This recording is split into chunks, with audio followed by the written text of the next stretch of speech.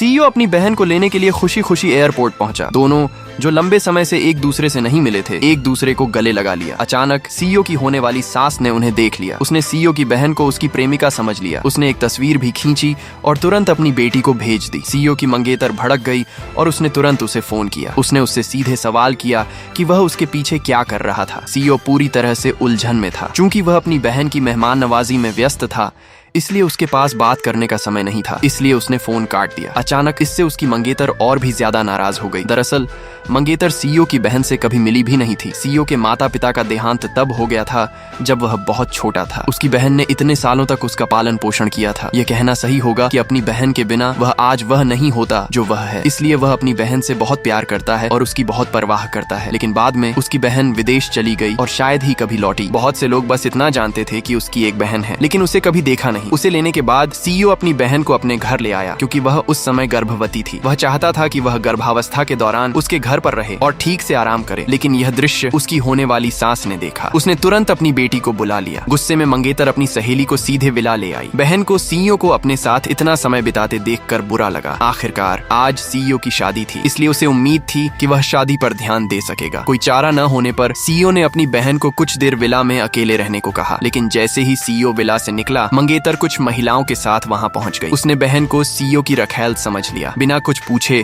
उसने अपनी सहेलियों से बहन को पकड़वा दिया। बहन ने उसे समझाने की कोशिश की कि वह कौन है, लेकिन मूर्ख मंगेतर ने एक न सुनी। उसने सीधे अपनी सहेलियों को बहन पर हमला करने का आदेश दिया। उन्होंने उसे बांध दिया और पीटते रहे। इसके बाद भी मंगेतर संतुष्ट नहीं हुई। उसने अपने दोस्तों से बहन को घसीटकर विवाह स्थल तक पहुंचाया और उसने सार्वजनिक रूप से घोषणा की कि यह महिला सीईओ की रखैल है। आगे क्या होगा, सच्चाई सामने आएगी या इज्जत हमेशा के लिए मिट जाएगी? जानने के लिए सब्सक्राइब कर लें। अभी तक नहीं किया तो अगला पार्ट मिस ना हो जाए।